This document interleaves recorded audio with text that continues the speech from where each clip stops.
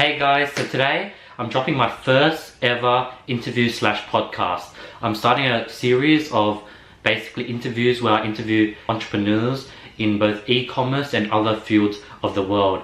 My plan is to start dropping interviews once every week. I plan to sort of get a bunch of motivated, successful entrepreneurs that I reckon that can give insight not only to me, but to the audience, you guys as well. So I plan to find the best entrepreneurs and hit them up and get them to join this podcast. So today we have a person named Braden Wuerch. He hit 400k on Shopify dropshipping under 6 months, which is insane. On top of that, he also has a social media marketing company. So he also has his own YouTube channel, so he's doing a bunch of things. So I hope you guys enjoyed this video. It's roughly around 30 minutes, but it's 30 minutes worth of golden nuggets. You would be stupid not to watch the whole thing because there's so much content that not only I learned, I believe that you guys could learn from this interview as well. Welcome to the Entrepreneur Central.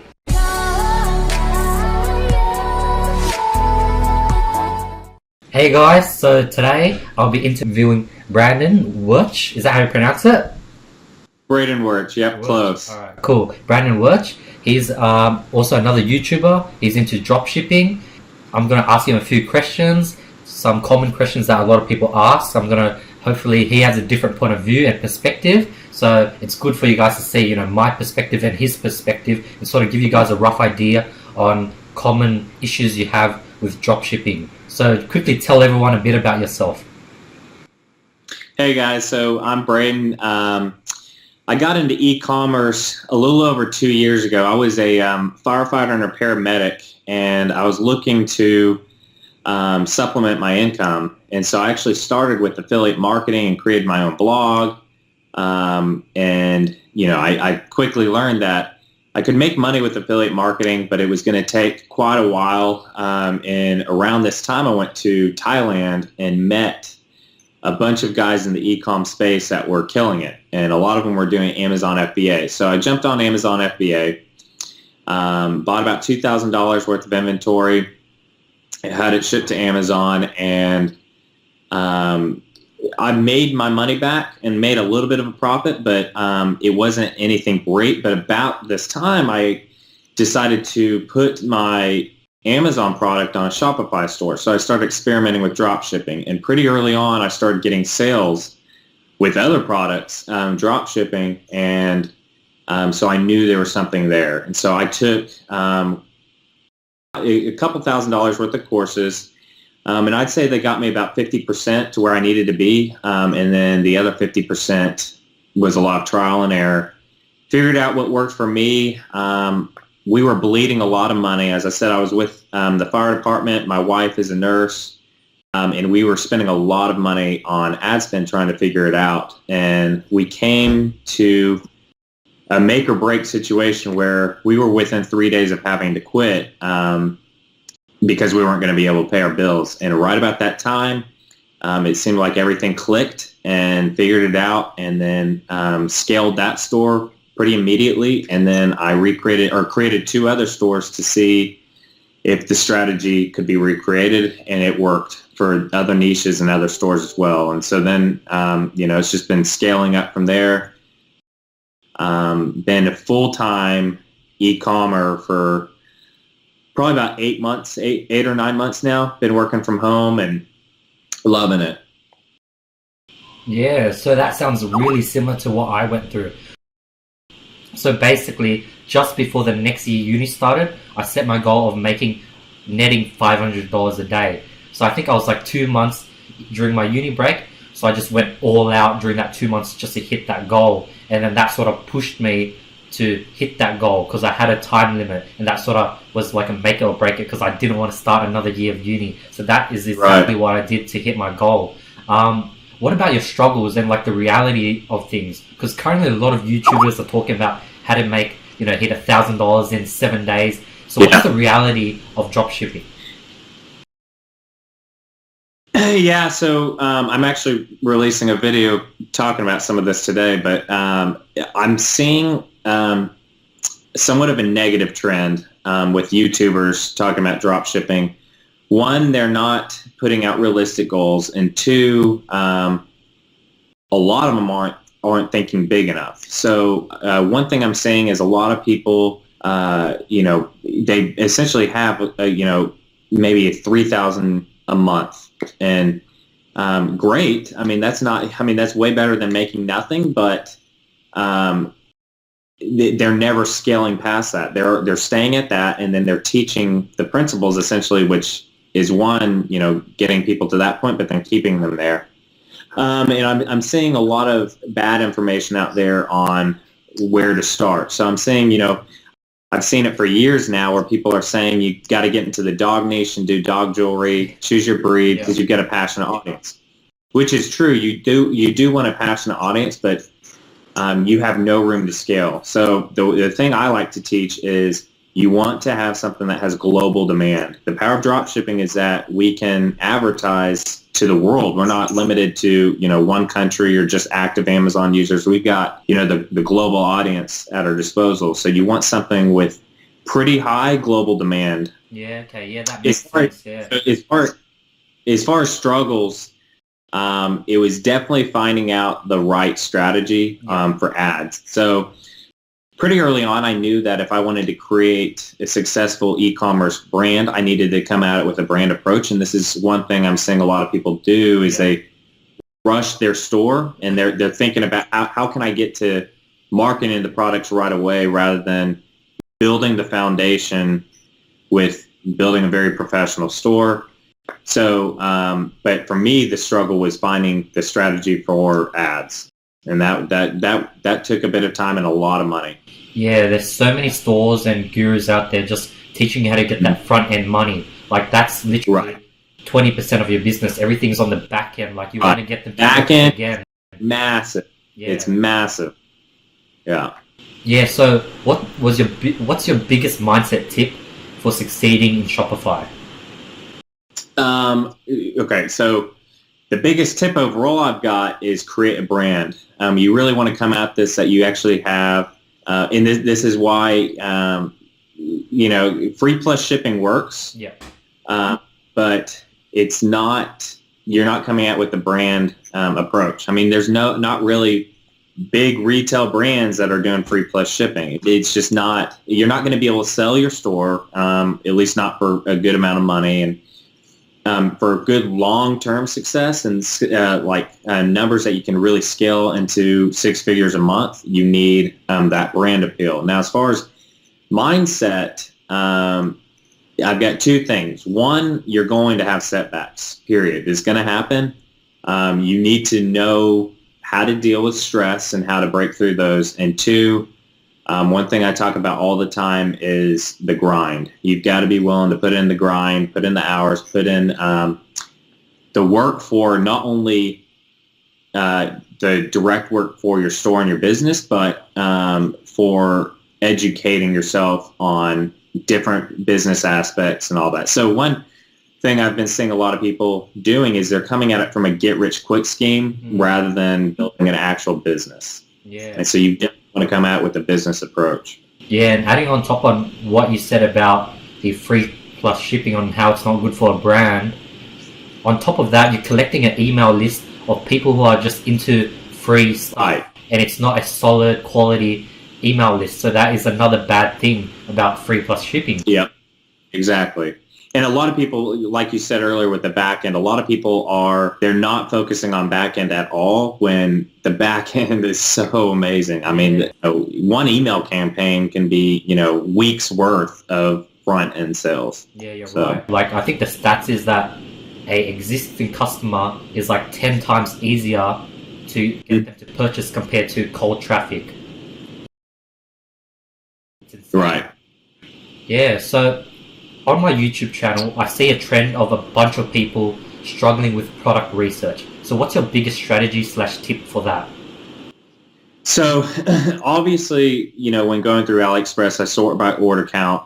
And typically, which I have made sales off of, the ones at the top of the page, but it's typically the ones kind of in the middle. Okay. And they're undiscovered essentially. So what I suggest Yes. So for people's first product that they can start making sales and have the power to really test other products, I suggest to start kind of higher on the orders counts and kind of move down the list. But where it becomes really powerful is when you know what to look for in a product and you kind of know what works for your store and your niche.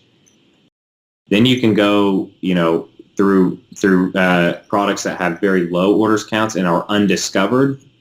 If you discover and make a product the winning product, that's massive. And so as far as product research, I also like to use Amazon. I like to see what's selling on Amazon really well. Okay. And currently, right now, I'm looking into testing tools, and I actually saw your video with the tools you use. And so I'm actually looking into that right now and seeing, how that works on some of my stores.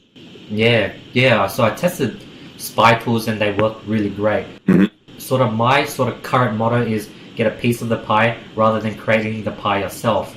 The method of looking for new AliExpress products, that's like creating a pie, and that's where you make the bulk of your money. Yeah. So another thing people do is you look for an AliExpress supplier that has quite a bit of products that are up there high in the order list. So that supplier sort of knows what products are popping. So you actually go to their supplier page and you go on newest products. So you actually look through that, and if they already have a history of popping products, that's another way of finding even more popping products. Yeah, and I think what's great about that is it'll get people to get sales much quicker. That way they then have the power to test to find those undiscovered products to really scale. So I think that's amazing. I'm testing that out right now to see how those work. Yeah, so that's the biggest tip I give to everyone. You need to test like heaps of products. Like I tested 100. Only until you test a lot of products, then you get that subconscious gut feeling if a product is going to work or not. So that's a lot of things new people sort of fall in the trap of. They think they'll find a winner after 10 products, but that's like far from the truth. Right. I completely agree. So another thing, a lot of sort of young entrepreneurs, a lot of viewers, they're into dropshipping. They sort of hit a stage where they make a few hundred a day and they want to start a YouTube channel. What's your biggest tip on starting a channel? Because, you hit like 300 subs in 2 weeks, which is super impressive. Congrats, by the way. Yeah, I appreciate it. So I definitely think that so one of the biggest regrets I have in business, period, is not starting YouTube sooner. I'm very big proponent on personal brand, and it doesn't matter whether you're in e-commerce, business, period, or you can be a fitness, whatever it is, you have value to provide. And so that's the two biggest keywords that I always say and list is grind, because you've got to put in the time and you've got to put in the work, and then over-delivering value. I'm big on if you provide value, you're going to get the return. And plus, you're doing good for people. So, if you're thinking about building a YouTube channel, if you're listening to this right now, start it. You need to take some strategies. And so you need to, think about what your focus is going to be, what's kind of spin you're going to put on it. Now, let's say you're in drop shipping, if you don't have success yet, great. What you can do is document yourself starting and progressing. Yeah. People would love to watch that. The only piece of advice on the flip side is don't give people misleading information. So if you don't know something about a topic, then don't talk about it. Because one, you're only going to be hurting other people. And two, if you do hurt other people, your personal brand is screwed. And so now, as far as getting the 300 subscribers in 2 weeks, I make sure I do daily uploads, and I make sure that every day I'm providing quite a bit of value. I'm providing value that people can implement immediately, and then I already have a pretty massive Facebook. I've got over 210,000 followers on Facebook. And so that fed a little bit of it, but that only fed, I would say, about my first 50 subscribers. Okay. The other 250 was just, I had 2 videos that seemed to trend pretty well. And so I used keyword research and stuff like that. And I hit it right with those two, and that gave me a lot. Okay, so basically, good keywords, daily uploads, Keywords is quality content. Yeah. I would say the two biggest things is definitely quality content where you're providing value, and then two, do your research. You got to treat it like a business, but it really can be a business. Even if you don't have a massive following, there's so many ways to monetize your personal brand. So, definitely start doing it now. If you're thinking about doing it, jump on it. Yeah, I definitely regretted making a channel so late, because I should have started when I was making $500 a day, because just starting up my YouTube channel opened up so many doors, like so many doors open and opportunities and people hitting you up. And like right now I even have like a friend who, well, he became a friend because he hit me up, and I'm helping him with his store, and he's going to become my personal trainer. So many things just open up. Yeah, I mean, I met you by reaching out to you. Exactly, I saw your channel and thought you were putting out great value. So yeah, you're right about that. Yeah, that's true. So another thing I noticed, you go to a lot of mastermind events. So what's your view on that? Do you think young entrepreneurs should save up to go to mastermind events? What's your biggest takeaways? Is it easy to network, and what are networking tips? So that's quite a bit of questions, but you can. So there's two sides to it. One, I think they're amazing, but you need to be strategic on which ones you go to. Some aren't worth your time or money. You need to. I've seen a trend in e-com right now, especially with the younger people, that they're meeting up together, and I've seen it's creating some bad habits. Yeah. So what I like to do is surround myself with people younger than me, and then other people that are massively successful and are older. So I like to have both sides, and that way, it's not everybody at your level, because you want to always be reaching. You always want to keep going. So now, if you're doing like a small little event in your local area, then it's fine if everybody's kind of on your level, same age, all of that. But for these big events that you pay money for, make sure that there's a lot of people way above your level that you can take a lot of value from. I just got back from the Grant Cardone's 10X Growth Con. Yeah. That was some of the best money I've ever spent, just on mindset and what I got out of it. The networking was amazing. So when you go to these events, I see a lot of people kind of become recluse, and I actually used to be one that didn't really like getting out there in front of people and all that. But what it's done for my business. So I'm now not only in e-commerce, but I also have a digital marketing agency, and the amount of contacts it's given me for people mentoring me in that space, and for clients, it's been amazing. These events they're so worth your money. Not only for mindset and tactics and all of that, but the amount of business you can get from networking is insane. I see. So what's your biggest tip on networking? Do you sort of just introduce yourself to people who sit next to you? What else do you do on top of that to get to know as many people as you can? Yeah, so that's where it starts. It starts with, just the people that are sitting next to you.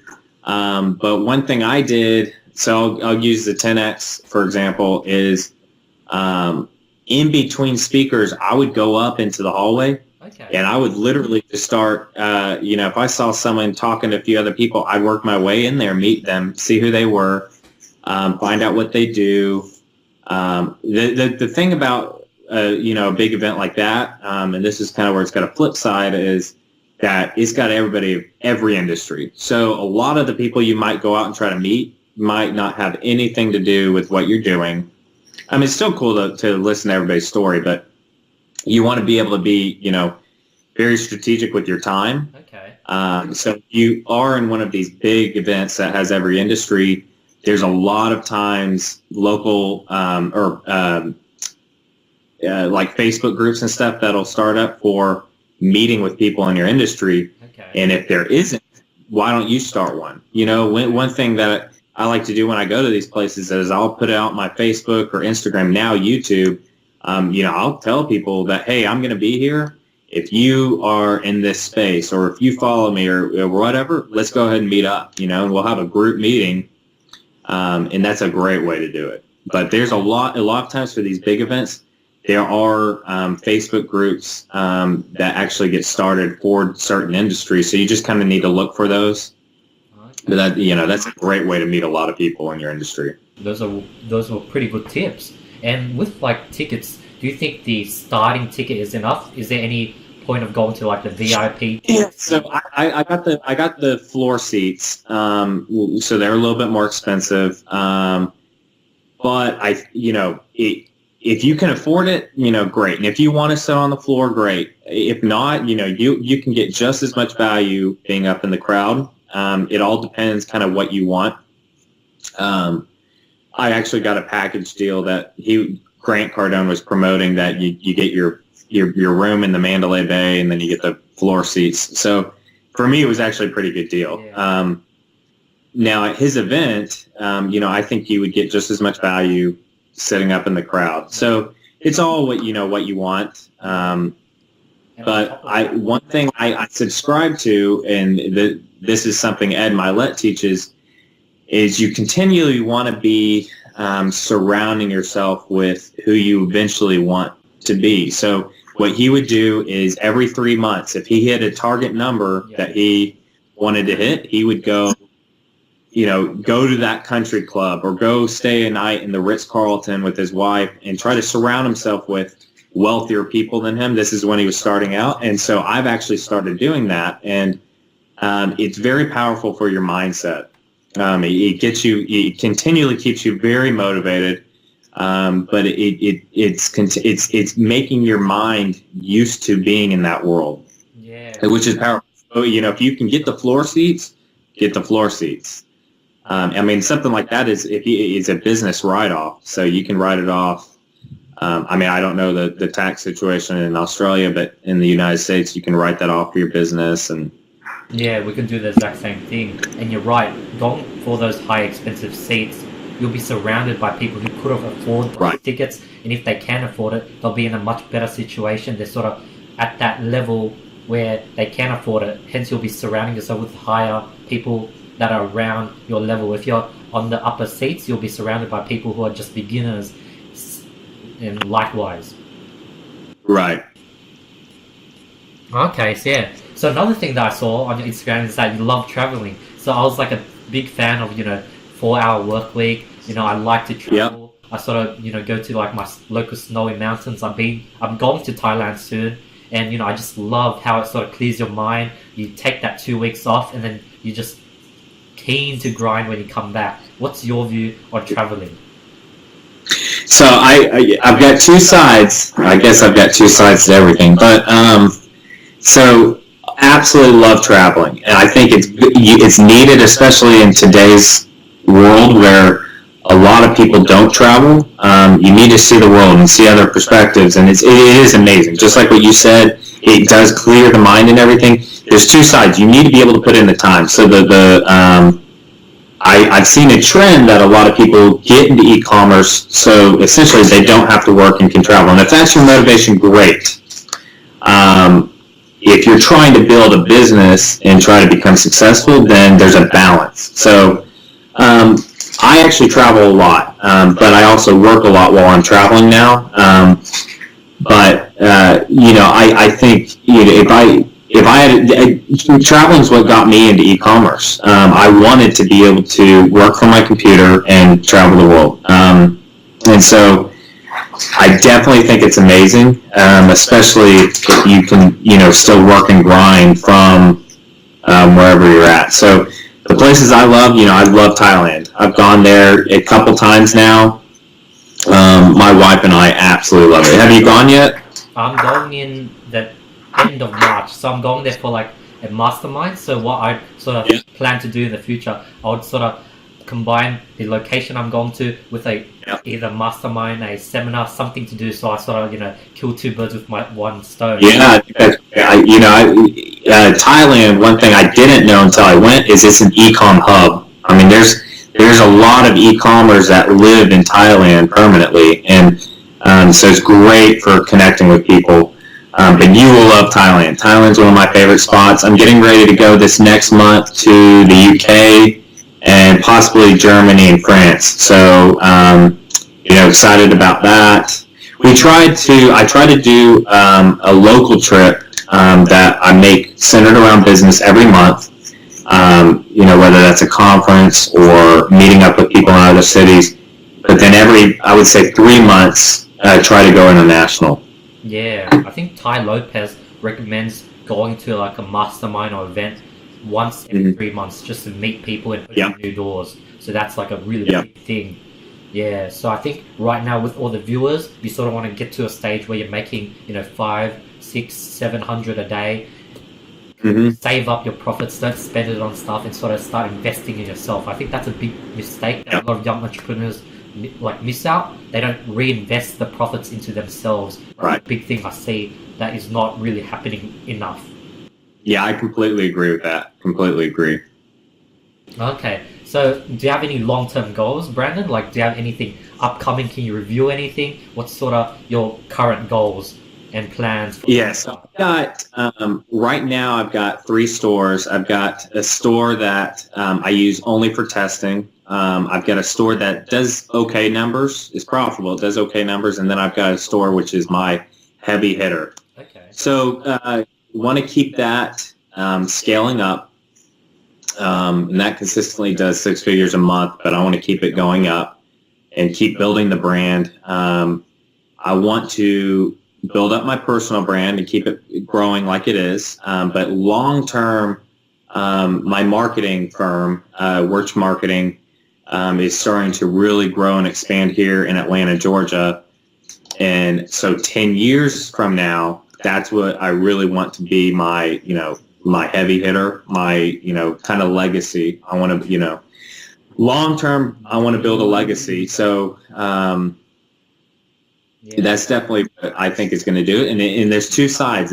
You've got to have, if you're going to build a personal brand around business, you have to build a business, and you need to take Grant Cardone, for example. Grant Cardone has a massive real estate business. Gary Vee has VaynerMedia.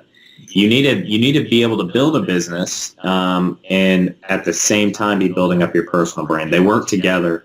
But definitely 10 years down the line, that's really what I want my heavy hitter to be. And so a lot of it, e-commerce feeds straight into that. It's great if you guys are in e-commerce right now because you're learning a skill set which translates into so many different things. It's a very, very valuable skill set.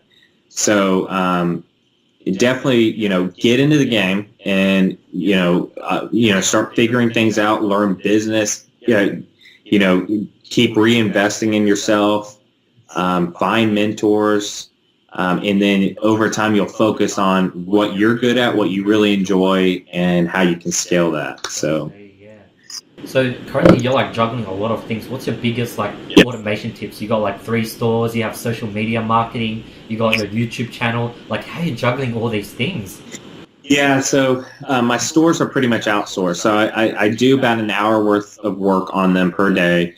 And that includes product research and the ad managing and optimization, and then a little bit of kind of the tougher customer service issues. So I've got my customer service and order fulfillment completely outsourced. Yeah. And pretty much the only thing I work on that side is if there's, an issue with the customer. As far as YouTube, that is taking a lot of time right now. I think going forward, it won't take as much. I'm doing the filming and the editing myself, but I look soon to hire someone for that.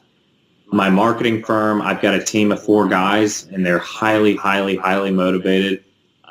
So a lot of the client acquisition, I'm either getting from my personal brand, automatic, or they're going out and getting it. And I've got great funnel builders on that side. So a lot of it is building teams around you, and it doesn't come overnight. So, originally I was doing it all on my own. I was doing 18, 20-hour days, for a while.